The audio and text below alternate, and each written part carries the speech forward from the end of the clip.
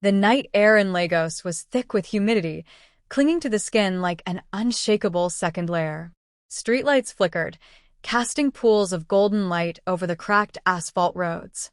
The sound of impatient horns, the low hum of generators, and the distant music from a roadside suya stand blended into a restless city symphony. Aisha tightened her grip on the steering wheel of her faded yellow and black taxi, the leather cracked from years of sun and sweat. She was 23, skin as deep and luminous as polished ebony, with almond-shaped eyes that always seemed to hold an unspoken defiance. To most passengers, she was just the taxi girl. To herself, she was a survivor. Her phone buzzed in the cup holder. She glanced at it briefly. Her younger brother, Farouk, had sent her a message. "Pharaoh, sis, I'm hungry. Please bring bread and eggs when you come home." She sighed, tapping the brakes as a herd of Danfo buses clogged the intersection. Her day had been long, 10 hours of shuttling strangers through the chaos of Lagos traffic, listening to half-hearted apologies for delayed payments, or worse, catching that sidelong glance from male passengers that made her skin crawl. But she couldn't stop. Not yet. Rent was due in 5 days. Farouk's school fees in 2 weeks. And she had promised, that she would save enough to register for that business course she had been dreaming about. Tonight, though, something in the air felt different. Across the ocean and just hours earlier, in a cramped one-bedroom apartment in the bustling Itaewon neighborhood of Seoul, another life was unraveling. Jae-hyun sat hunched over his phone, scrolling through old modeling photos. His sharp jawline, perfectly arched brows, and tall frame had once drawn whispers from strangers and invitations from photographers. But the modeling contracts had dried up 2 years ago, and the industry had moved on without looking back. He was 24 now, surviving on part-time shifts at a cafe and occasional background acting gigs in low-budget web dramas. His dream, to stand under the glaring lights of a film set, to hear his name whispered with admiration, was slowly fading into something more fragile, something desperate. When his phone rang that morning, it was from a small agency he had almost forgotten about. They wanted to see him again. Not for a modeling gig, but for an acting opportunity, something serious. His heart had raced. This was his chance. What he didn't know, what neither of them knew, was that fate was already arranging their collision, far from the streets he knew. Back in Lagos, the clock on Aisha's dashboard flickered to 10:47 p.m. She had just dropped off a loud group of university students in Victoria Island when the booking notification popped up on her Bolt app.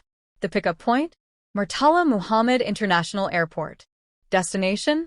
A mid-range hotel in Ikeja. She almost rejected it. The airport runs were a gamble. Sometimes the passengers were kind. Sometimes they treated her like a nuisance. But the fare was good, and she needed the money. Pulling into the dimly lit arrival lane, she spotted him. Tall. Slender. Dressed in a plain white t-shirt and black jeans that somehow managed to look effortlessly expensive. His black hair fell slightly over his eyes, and in the harsh yellow glow of the airport lights, his skin seemed almost porcelain-like. He was dragging a single suitcase, scanning the rows of cars as if unsure where to go. Aisha rolled down the passenger window. "Yukong. Jae-hyun?" she asked, struggling slightly with the unfamiliar name. His head snapped toward her, and for a moment, she swore the air shifted. "Yes," he replied in lightly accented English, voice low and smooth. "Taxi?" "Yeah." "Get in." Inside the taxi, silence settled like an uninvited guest. She caught him glancing out the window, then at her, then back again. "You're not Nigerian?" she asked finally, her tone neutral but curious. He shook his head. "Korean." "That explains the name," she said, pulling into the main road. "What brings you here? Tourism? Business?" He hesitated, then gave a small smile that didn't quite reach his eyes. "Work. Maybe even new start." There was something about the way he said it that made her want to ask more, but she bit back the question. She had learned long ago that passengers had layers, and not all of them were hers to peel away. But that night, something began in the cramped space of her old taxi. When they stopped at the hotel, he paid in cash, More than the fare, and, before stepping out, he turned back. Your name? He asked. Aisha. He nodded, as if committing it to memory. Nice to meet you, Aisha. And then he was gone, swallowed by the glass doors of the hotel. She told herself she wouldn't see him again. Fate, of course, had other plans. The Lagos afternoon sun was merciless, spilling molten gold over the busy streets and turning car roofs into burning plates of metal. Aisha's taxi crawled through traffic, the air conditioner doing little more than moving hot air around. She had just dropped off a passenger in Seoul when her phone buzzed with another ride request. The name on the screen made her blink. Jae-hyun. She frowned, her mind flashing back to the tall Korean man from 2 nights ago, the one with the polite voice and a smile that felt unfinished. She accepted the ride without overthinking it, curiosity prickling at her. When she pulled up at the curb outside a small cafe in Yaba, there he was, seated at an outdoor table, sunglasses hiding his eyes, a cup of iced coffee sweating in front of him. He stood when he saw her, dragging that same small suitcase she'd seen at the airport. You again, Aisha said, unable to keep the hint of surprise from her voice. His lips curved into the faintest smile. Yes. I remembered your name. Aisha. You remembered? She asked, one brow raised as he slid into the back seat. Yes, he said simply. I don't forget people who are different. She wasn't sure if that was meant as a compliment, but the way he said it, low, deliberate, made her chest tighten in a way she didn't care to admit. As she pulled onto the main road, she caught him leaning slightly forward. Do you always drive taxi? He asked. She glanced at him in the mirror. For now. Why? Just wondering. You seem like you want more. Aisha let out a short laugh. You sound like someone who just met me but thinks they know my life story. Maybe, he said, a small smirk tugging at the corner of his mouth. But I know that look. I've had it. She kept her eyes on the road, but her voice softened. And what was your more? Acting, he said after a pause. I wanted to be someone people watch. Someone people remember. And his jaw tightened. Didn't work. But maybe it will now. There was something unspoken in his tone, something fragile but burning. She didn't press. The ride ended at the same hotel as before, but this time, he didn't get out immediately. Instead, he leaned forward, resting his forearm casually on the back of her seat. You know Lagos well? Well enough. I need someone to show me around, he said slowly, as if choosing his words carefully. Not tourist places. Real places. Can you? She hesitated. I'm not a tour guide. Good, he said, his smile widening just a fraction. I don't want a tour guide. I want Aisha. The way he said her name made her skin tingle. She looked away, pretending to check her phone. It'll cost you. He chuckled softly. I can pay. They met again 2 days later. What was supposed to be a quick drive turned into hours, wandering Balagan Market, eating bowl by the roadside, him trying to mimic the Yoruba phrases she taught him and failing so badly she nearly doubled over laughing. At one point, as they stood under the shade of a tree, a sudden gust of wind blew strands of her hair into her face. Before she could move, his hand lifted, hesitant at first, then deliberate, tucking the hair gently behind her ear. She froze, her breath caught in her throat. His fingers lingered for half a heartbeat too long before he pulled back, his gaze unreadable. Sorry, he said softly. She shook her head, forcing herself to breathe. It's fine. But as they walked on, the warmth of that touch stayed with her. What neither of them knew was that while these little moments were stitching an invisible thread between them, Jae-hyun's world was about to shift, faster and sharper than either of them expected. The phone call came on a Wednesday evening, just as Aisha was dropping off her last passenger near Lekki Phase 1. Her phone buzzed with Jae-hyun's name.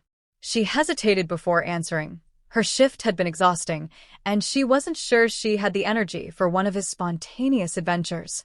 Hey, she said, her voice soft but tired. Can you come to Eco Atlantic? His tone was unusually urgent. Please. It's important. She frowned. Why? What's going on? I'll explain when you get here. When she arrived, The sun was setting over the ocean, painting the sky in streaks of pink and gold. Jae-hyun was standing by the promenade, dressed in a crisp black shirt and fitted jeans, looking like he had stepped out of a magazine. "You look different," she said as she approached. His smile was electric. "I got it, Aisha. The role. A supporting lead in a drama filming here in Lagos for a Korean-Nigerian co-production. This could be big, really big." Her eyes widened. "Wow, that's amazing, Jae-hyun. I wanted to tell you first," he said, stepping closer. "Before anyone else." Something in his voice made her chest ache. She knew how much this meant to him. She knew what it was like to want something so badly. It consumed you. "I'm proud of you," she said softly. The wind was warm and gentle, carrying the scent of the sea. His gaze locked with hers, searching, almost questioning. "Can I?" he began, but the words died on his lips. She didn't move, didn't speak. And then, slowly, he leaned in. The moment stretched, his breath mingling with hers, his hand brushing her jaw, before his lips finally met hers. It was tentative at first, almost careful, as though he was afraid she might pull away. But when she didn't, he deepened it, his free hand slipping to the small of her back. Her pulse hammered in her ears. She had been kissed before, but never like this. Never with the feeling that someone was memorizing the shape of her soul through the press of their mouth. When they finally pulled apart, her breath was shaky. "That was," she began. He smiled faintly. "A start." The next few weeks were a blur. Jae-hyun's filming schedule grew hectic, long days on set, meetings with producers, photo shoots. He still called her, still asked to see her, but the moments they shared became shorter, more rushed. One evening, as they sat in a quiet cafe in Victoria Island, Aisha noticed two women at a nearby table whispering and glancing their way. One of them pulled out her phone, subtly aiming it in their direction. "What's that about?" Aisha asked under her breath. Jae-hyun stiffened slightly. "Fans. Maybe. Fans. My agency has been posting more about me. Trying to build hype," he said, his voice low. "Not everyone will like this." "This," she echoed. He met her eyes. "Us." Aisha wanted to tell him she didn't care about whispers, about judgment, about strangers with phones.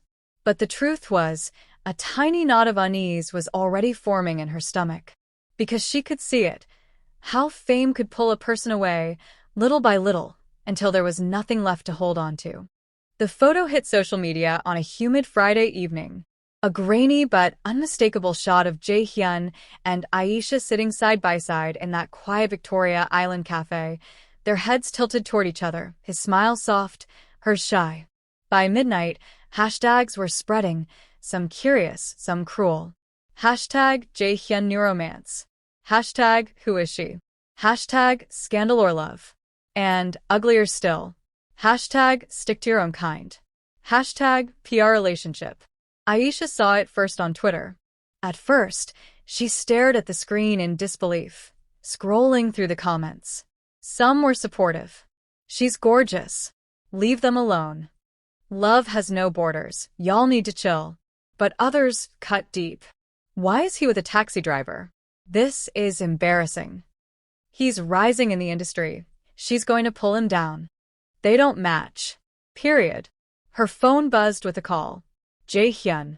"Aisha, don't read it," he said before she could speak. His voice was tense, almost urgent. "Too late," she said, her tone sharper than she meant. "I'm sorry. I didn't think." "Didn't think what?" "That people would have an opinion about the African girl sitting next to the Korean actor?" He was quiet for a beat. "I just didn't want you to get hurt." "Then maybe you shouldn't have kissed me in public," she shot back. There was a pause, heavier than silence. "Can I see you?" She almost said no. Almost. But instead, she found herself muttering. "Where?" They met in his hotel room later that night. The curtains were drawn, shutting out the neon glare of the city. He stood by the window when she entered, his silhouette tense against the dim light. "You're angry," he said without turning around. She crossed her arms. "I'm not angry, Jae-hyun. I'm realistic. You're in the spotlight now. And me? I'm a story people will chew up and spit out." He finally turned, his eyes searching hers. You think I care what they say? You should, she said. Your agency definitely does. His jaw tightened. They told me to manage my image. And by that they mean drop me. He didn't answer, which was answer enough. So what now? She asked, her voice low. Do you manage your image and pretend I never happened? I didn't say that, he said, stepping closer. But you didn't say you wouldn't. His frustration flared. Do you think this is easy for me? That I'm not fighting to keep what we have? She laughed bitterly. What do we have, Jae-hyun? A few walks, a few laughs, a few kisses? We barely know each other. Then let me know you, he said, his voice rough now. Her heart stuttered. And when they make you choose? I'll choose you. She opened her mouth to respond, but he closed the distance in one swift movement, his hand cupping her face, his lips crashing into hers. This kiss wasn't careful like the first. It was desperate, almost aching. His other hand slid to her waist, pulling her against him as if he could anchor them both against the storm outside. Aisha clung to him, her fingers tangling in his shirt, her anger melting into something hotter, more dangerous. When they finally broke apart, both of them were breathing hard. Don't let them take this from us, he whispered against her skin. She closed her eyes. She wanted to believe him. She really did. 3 weeks after the cafe photo went viral, Lagos no longer felt the same to Aisha. Everywhere she went with Jae-hyun now came with whispers, stares, and the occasional phone camera following too closely. But it wasn't just the public. It was him. He was still warm when they were together, still smiled, still reached for her hand, but there was a distance now, like a glass wall she couldn't see but could feel. They met in a quiet restaurant one rainy evening, the air smelling faintly of fried plantain and pepper soup. He looked tired, dark shadows under his eyes, hair falling into his face.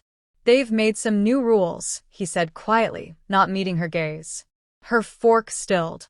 Rules? No personal outings without security. No photos with anyone who isn't part of the project.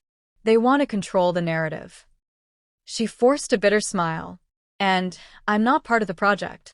He looked at her then, his eyes heavy. You're part of my life. Not to them, she said, her voice sharper than she intended. To them, I'm the problem. 2 days later, Aisha went to drop off a passenger near the hotel where Jae-hyun was staying. As she passed the lobby, she froze.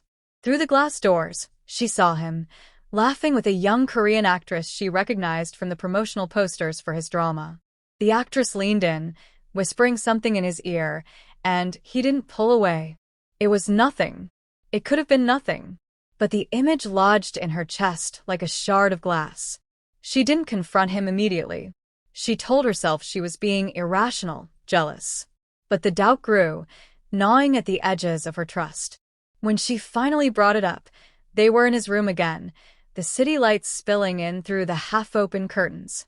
You seemed close with your co-star the other day, she said, keeping her tone casual.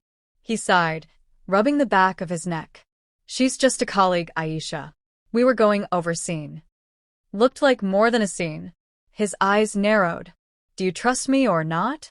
She hesitated, and that hesitation was all it took for something in his expression to harden. I'm doing everything I can to keep this, us, together, he said, his voice low. But if you can't believe me, Jae-hyun, it's not that simple, she said, stepping closer. This world you're in, it's already pulling you away from me. I'm still here, he said, almost desperately. For how long? They didn't talk much after that. Instead, they ended up in each other's arms, the argument dissolving into heat and need. His hands memorized her skin, his mouth found every place that made her gasp. It was urgent, as if both of them knew this might be the last time. When it was over, they lay tangled in silence, listening to the rain tapping against the window. I love you, he murmured, almost like a confession he wasn't supposed to make. Her breath caught. Then don't let go. But 2 weeks later he did. It came in the form of a text, short and sharp. I'm sorry. I have to focus on my career right now. Please understand. No explanations. No call. Just gone. Aisha stared at the words until they blurred. She had known this could happen. She had prepared herself, told herself she wouldn't break. But knowing didn't make it hurt less. 1 year later, Lagos was still hot, still chaotic, still alive with the same pulse. Aisha had saved enough to start her own small car hire service, 2 used sedans painted in fresh yellow and black. Business was steady. One afternoon, she was scrolling through her phone when she saw him, on the front page of a Korean entertainment site, holding an award, smiling under the bright stage lights. The caption read, "Rising star Kang Jae-hyun wins Best New Actor." She smiled faintly, the ache still there but softer now. He had found his dream, and she had found hers, different, quieter, but hers all the same. Some loves weren't meant to last forever, but they could still change you.